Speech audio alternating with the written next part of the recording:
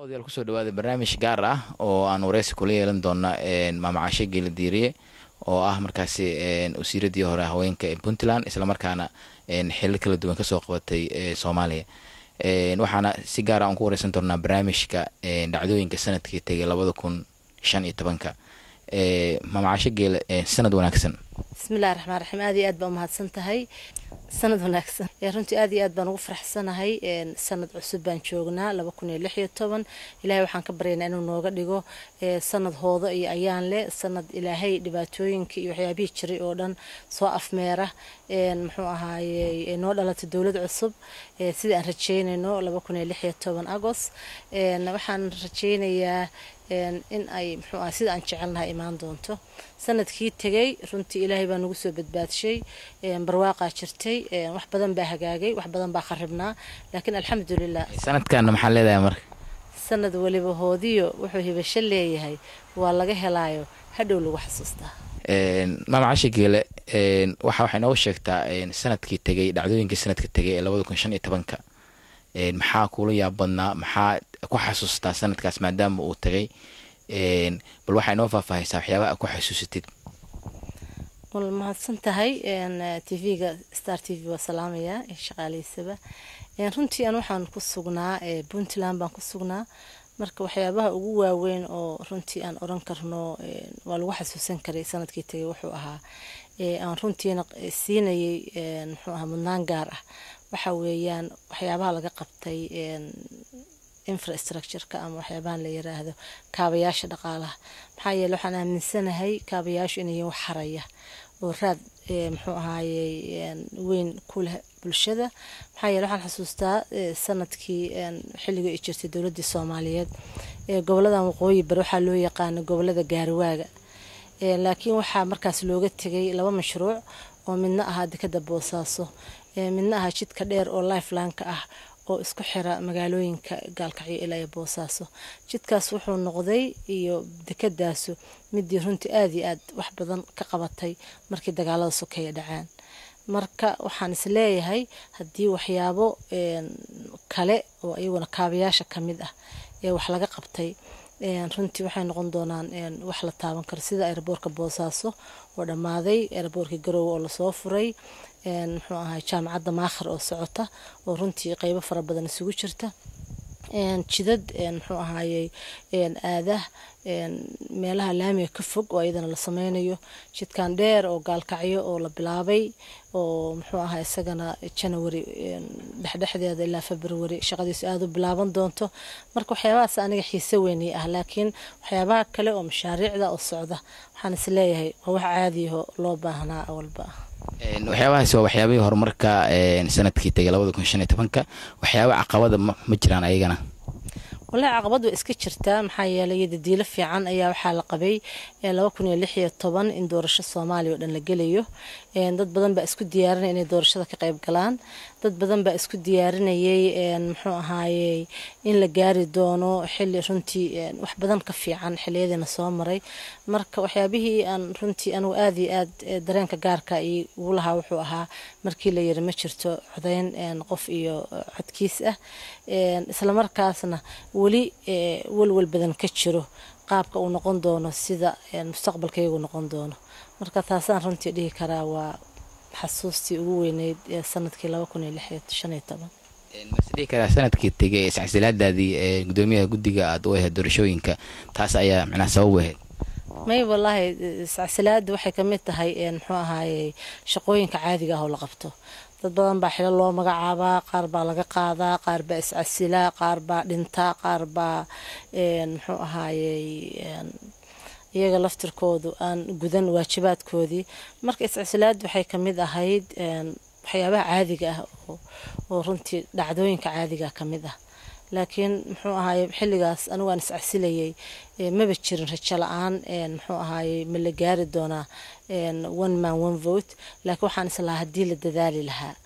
markaas waxaa dhimanayd sanad iyo xoogaa baa dhimanayd sanad iyo xoogaana waa lagu dhameyn kara dastuurka Soomaaliya maxaa yeelay wadamo waxaa jira Tunisia oo kaleeto waa wadan isaga laftirkiisa dagaal ka dhaceen 3 bilood ayaa waxaa lagu dhameeyay dib u eegista dastuurkiisii 3daas bilood marka anaguna waxaan haysanaa sanad iyo wax la jira laakiin markaan arkay in 12 bilood naga dhamaatay macnaha hore fiican aan loo soconin walwalba ay galay in muxuu ahaay laga gaari waayo waana tan maanta dhacday in aan muxuu ahaay qof iyo codkiis la gaarin marka runtii saadaasheedu waa iska soo baxday aad baa u mahadsan tahay runtii sanadkii tagay 2015 dad badan baa waxay isu weydiinayeen Maama Caashe Geele siyaasadda way ka fariisato maslaxa siyaasadda bal maxaa ka dhigay arintaas runtii horta waxa waa siyaasaddu ma dhamaato iyadu maxaa yeelay waa wax aad soo martay waaye waxa laga fariisan karaa ama laga bedeli karaa qaabka muxuu ahaay hadba aad ku jirtay anoo Puntland oo kale 15 sanadood ayaa waxaan soo maray wasiir caadi ah iyo xildhibaan caadi ah marka macnaha wax dambo aan qabanayo waa inay ahaadaan wax ka bedelan maxaa yeelay wixii aad soo qabatay hadii aad mar labaad ku noqotid macnaha wax badan oo aad bisbedelood ka sameyn karid ma laha laakiin arrimo ku saabsan reform ku saabsan in wax la bedelo ama change muxuu ahaayay wax hadda jira waa gartay marka waxaan leeyahay wax waad ka qaban kartaa oo taasoo kale oo iska socon kartaa la oran karaa marka hadaan xililkii hore soo qabatay xil ka weyn ayaa rabtaa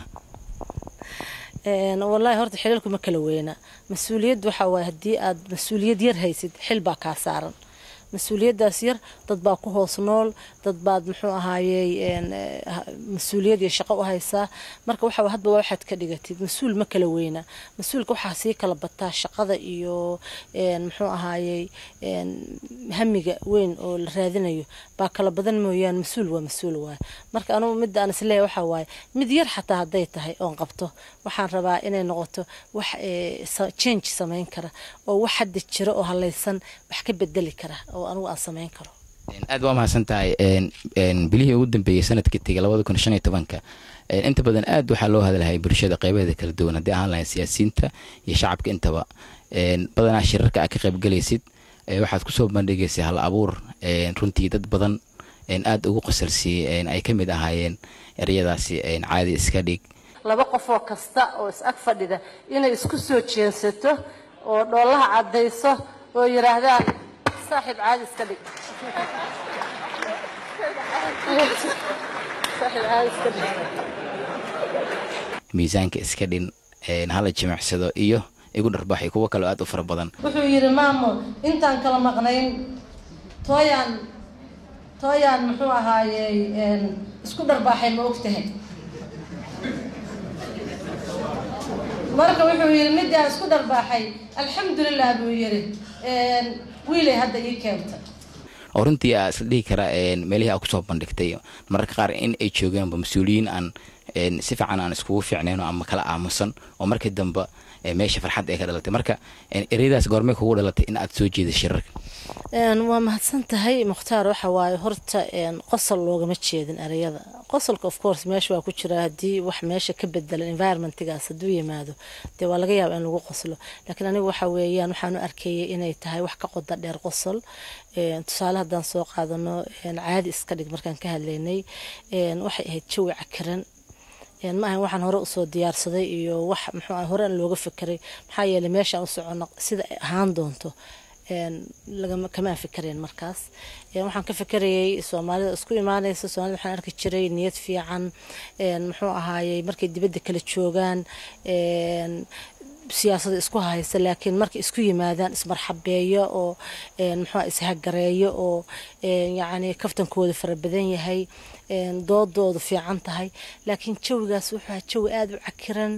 aad moodid dad muxuu ahaa dhabarka laga soo wada taabtay aad moodid qof kale iska ilaalinayo aad moodid jawi iska muxuu ahaay aan sharqan lahayn isan ka muuqan farxad ka muuqan marka runtii anigu markii waxaan waxaan ugu ku fikiray sidee muxuu ahaay jawigan wax uga bedeli kartaa marka midda kalena waxay ahayd sidee u tusi kartaa يعني إن مستقبل افتيمي إيمان كره يعني Soomaali ay noqon karto meel nabad ah inay noqon karto meel dib u dhiska muxuu u ka bilowdo meel dadka dagaalamaya ay heshiiyaan meel muxuu ahaayay ciidamada ajnabiga wadanka ilaaliyo ciidamadaas u tagaan ciidankayga wadankii bedelay dadkii dhalinyarada ahaayo ilaa iyo 20 iyo dhowr ka sano maanta jira waligood dawladnimo may arag yani Soomaali sidii ahaan jirtay marka waxaan islahaa yani hadii dadku ay arkaan jawi kaas noocaas oo kala armay xoogaa qalbigooda daxalaysi ama xoogaa soo dabcaa marka caadi miska dhigeen marka dadkii caadi waa la iska dhigay markaas laakiin wali caadi hadda lama aha waa sarjeynaa marka mikrofoonka inaan ka sheego madaxweyne Shariif Xasan iyo madaxweyne Cabdiweli caadi iskama dhigin wali farkama qodna hal abuurada inta badan ama ariyada aad soo bandhigaysay caadi iska dhig marka laga soo tago waxaa jiray eri kale oo isna aad hadlaantiisa u badneed oo dadka inta badan qaarkood tuhun galay waa dadka waliba miisaanka culus waxaa ka mid ahaa miisaanka iska dhin runtii miisaanka iska dhin dad baa si badan ama dhinacyo badan u fasirtay bal waxaa inoo iftiimisaa miisaanka iska dhin sheekadaasi maxay ku timid la horta waxa waaye soo af Soomaaliga waxa leeyahay waa margi qofba dhinacu u jiido u noqdaa haddii xataa dhinacyo badan loo jiido xataa mushkilad ma keenaan oo qof kasta waxa way aragtidiisa iyo garaadkiisa laakiin miisaanka iska dhin waxay ahayd runtii ma ahayn macnaha dad baa culus dadkoo dhan anigu laftarkayga waxaan kamid ahaa dadka miisaanka culus marka ma rabin tooshina isku ifiyo laakiin ujeedku wuxuu ahaa waxa laga hadlayay mustaqbalka Soomaaliya waxaan aragnay waxa fadhiyay meesha ilaa dad 200 300 oo qof ah baa joogay waxay ahaayeen dadkii wax garadkii Soomaalida u badnaayeen waxa ku jira siyaasiyiin waxa ku jira aqoon-yahan waxa ku jiray dhalinyaro waxa ku jira haween waxa ku jira madaxdii dalka oo dhan ama gobol ha joogan ama maamulaha ka yimaadaan marka waxaan dareemay markasta waxa la leeyahay shirkii madaxdii sare baa shir ku jirta muxuu suga waxaan fadhinay saacado badan oo runtii 8 saacadood 8 saacadood 9 saacadood baan fadhinay haddana waa la soo noqdaa waxa la dhahaa wali shirki muxuu ahaa leaderski baa fadhiya markii waxa ugu soo dhacday marka miisaanka iska dhin waxay ahayd yani dadku waa badan yahay dad badan oo waxgal ah oo Soomaali wax tar u leh oo qiimo leh oo yani hadii 30-20 laga xuli lahaa oo maamulka sala dhihi lahaa 5 qof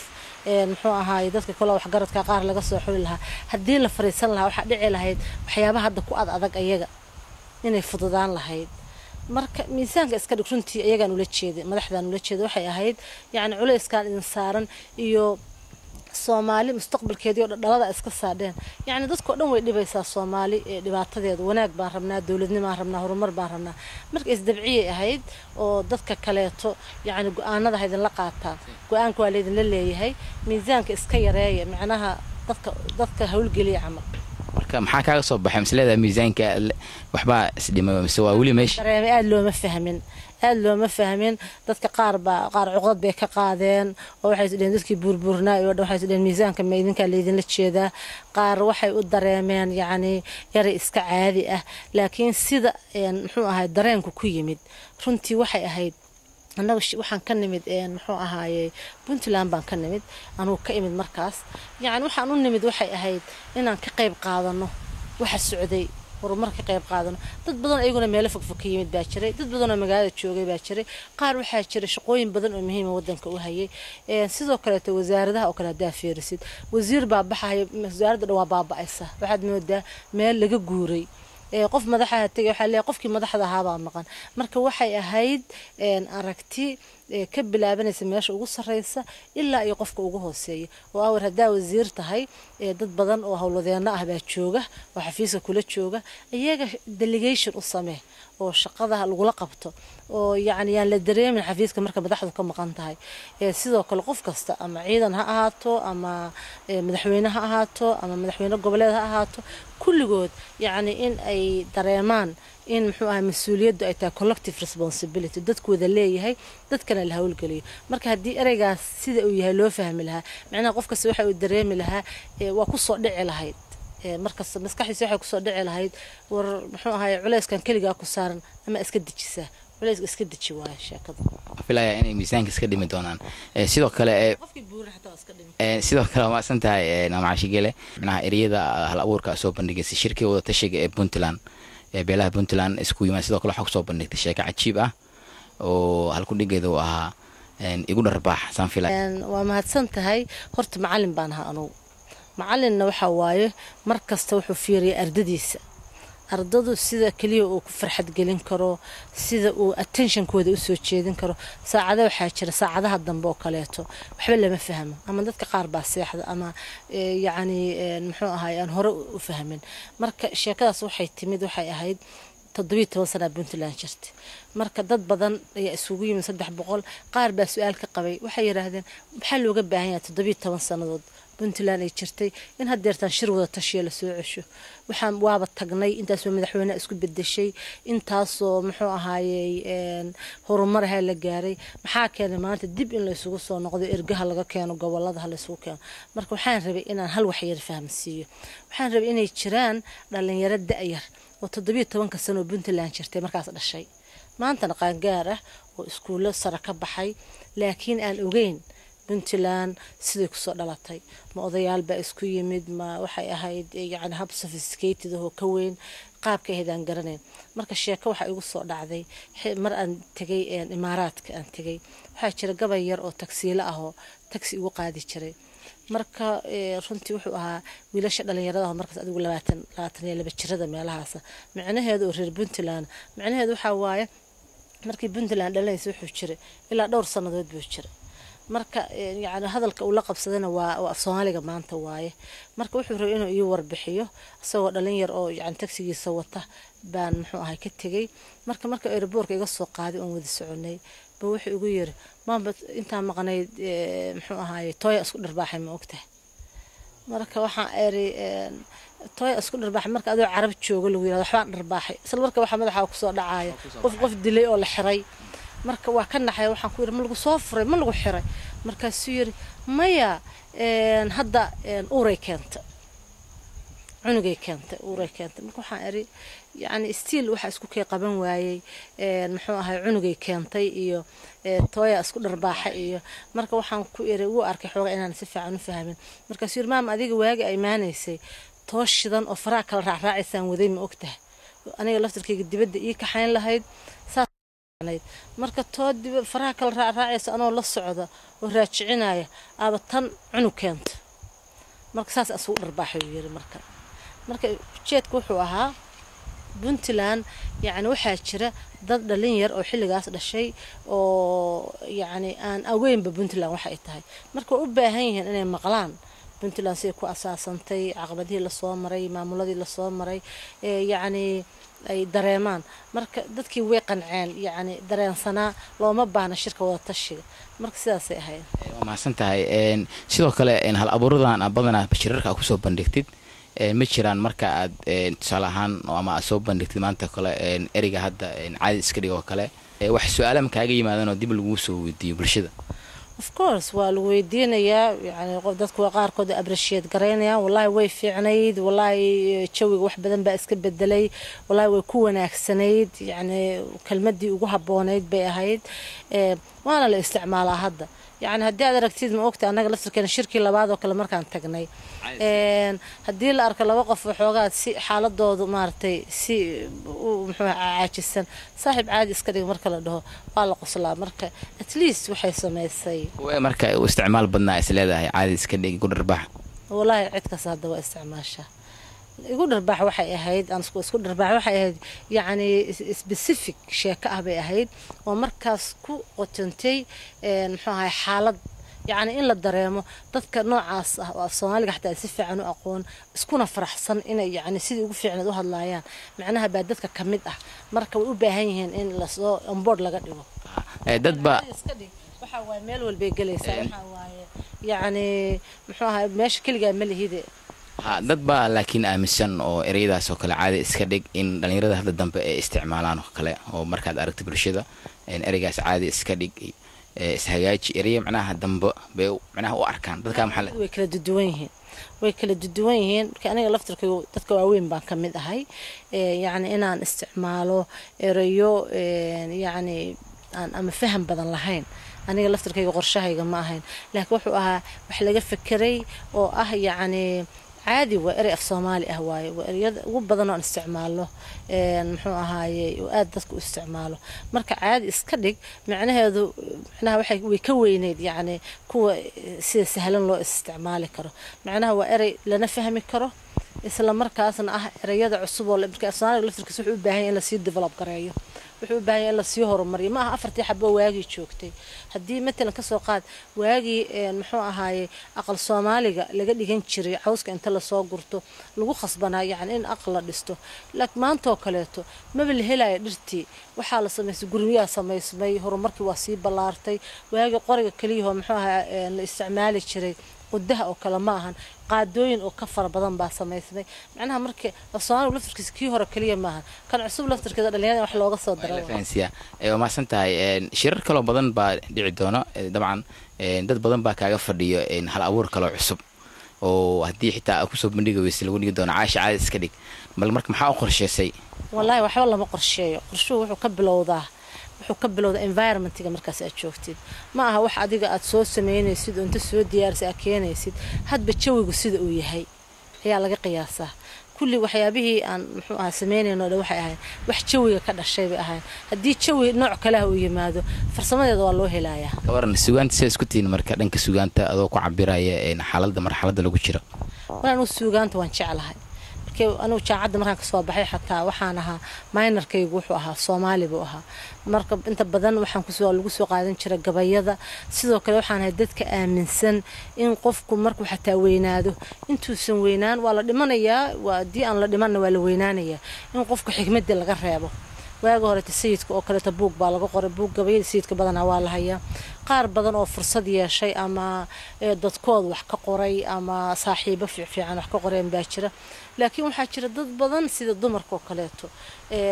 buraanburo iyo taariikhi oo macna leh gabayo taariikhi ah jira waxba laga qorinin marka kulligoodna waxay ku salaysan yihiin xaalad dhacday markii hadraawi uu tirinayay oo kaleeto Soomaaliya asagoo jooga oo dagaal dhicin uu ka hadlayay waxa dhici doona dhibaato waxa la dhisaasa la yeeli doona yaani waxay ahayd waa cabiraad bay ahayd marka hal iyo ma laba inoo soo qoobal wax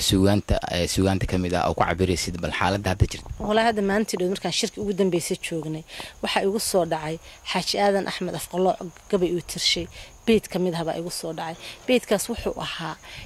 yaani dadku inay fiiriyaan wixii tagayna ay qiyaasaan oo qiyaas ka qaataan lessons learned waxa la dhahaa waay wixii tagayna hal muxuuna waxa laga barto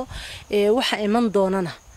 maxaa waxa lagu qaybsado in aan dareensiyo macnaha wixii soo horo tagay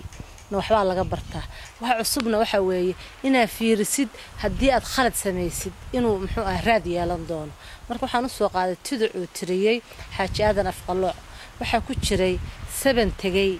mid wali soo socdiyo saaka waxa jooga saddexdaasi baa xaal adduun lagu sifeeyay soo noqod ma jiro shalay wixii saadifoo tagay adiga maxaa sanadkan tagay 2015 ah oo gaar ah ku xasuustaa wallahi anu gaalkacyan deganahay gaalkacay waan ku dhashay waxaan xasuustaa muxuu ahaayay anoo yar oo aan kaba qabin oo inta guriga ka soo orodno oo dugsi aadno oo ka tagno hadana beeraha aadno oo hadana ka sii tagno oo magaalada dhan hal mar soo wada marna waxaan xasuustaa gaalkacay way dhagax badnay markaas socotid maanta dugsiga aadna waxa imaan jiray laba farood ama saddex farood ku go'an tahay oo dhiig ka da'ayo marka waxa waay markii cagtii badatay oo guriyii bateen oo muxuu ahaa shidadkii batay oo dadkii batay ma arko muxuu ahaa wax faruug go'an yihiin dhagaxii oo dhan dadka muxuu ahaa jijabiyay midda kale waxa ilahayd oo caado u lahayd waxa la yiraahdaa qaanjeer la dhaho yaani biyeeda kharaara iyo markaas socotid dabayshaas iyo dhididka iyo qof kasta waxa arki jiray asaga oo juqraafi wajiga ku leh ama maradiisa ku laho wixii markaa ka baxeen meesha waa ka baxeen waxa laakiin bedelay nidaam daraa bedeshay jidad waaweyn baan lahayn markuu la iska degay reer baadiyo ma ogtahay waa iska degaan ma fiiriyaan muxuu ahaayay jid iyo baabuur iyo waxaas ma laha iyagu meesha rabaan bay degaan marka waxa dhacday qofku markuu guriga dhisanayo wuxuu isleeyahay adu baabuur ma lihid maxaa ka galay laakiin markuu guriga yeesho buu jid u baahana marka waxa arkaysaa xaafado dhan meelo dhan oo la iska degay oo aan jid yarna lahayn oo baawuro mar waxa dadii ama qof umul raba in la soo qaado ama qofka dhintay adagtay si loo galo marka waxa aad iyo aad ugu farxay sanadkan tagay in yaani gaalkacyo horumar balaaran laga sameeyay ilaa iyo dhowr boqol dhowr kun guryo ku dhow in la dumiyay meelo meherada in la dumiyay dadku markaas aad u qaraacmeen magaalada la burburshay dhaqaalihii baa burburay masaakiintii baa la bartilmaameedsaday guryo waaweyn oo qurxoon oo bilicda soo celinaya la dumiyay laakiin markay maanta arkeen jidadkii ismaraaya gurigii qofkii boos lahaayo booskiisa qiimo u yeeshay oo qaar xataa ka go'ay markay arkeen yani suuq oo kaleeto waaga horeeto kab hadaarti meela u doonaysay caana hadaarti meela u doonaysay hadaad rabtid dhar meela u doonaysay maanta laakiin waxa waaye wixii oo dhan ama dhar ha ahaato ama cunto ha ahaato ama qudaar ha ahaato ama everything ha kulli waxa waaye hal meel suuq weyn oo macnaha suuqyada wax kasta laga heli karo oo kale ayaa la sameeyay runtiina iyada diira dadkii waxa gashay xataa dii gurigaaga la jabina ina raali ka tahay taas laftirkeed wax weyn adi saameyn ku yeelatay burburintaas saameyn waa igu yeelato aabahay dhaxalkiisa guriga boosaska aan ka dhaxalay waxa maray kiiba 4 jid baa maray marka waxa way la ku farxay xayal kama naas baa tahay dadkii oo dhan laga burburshay boosas waxa jira tirtirmay iyo kuwa muxuu ahay xoogaa yar nooga haray marka xoogaaga yarka noo haray baa waxa isleeyahay uu ka fiican yahay intii tirada badnayd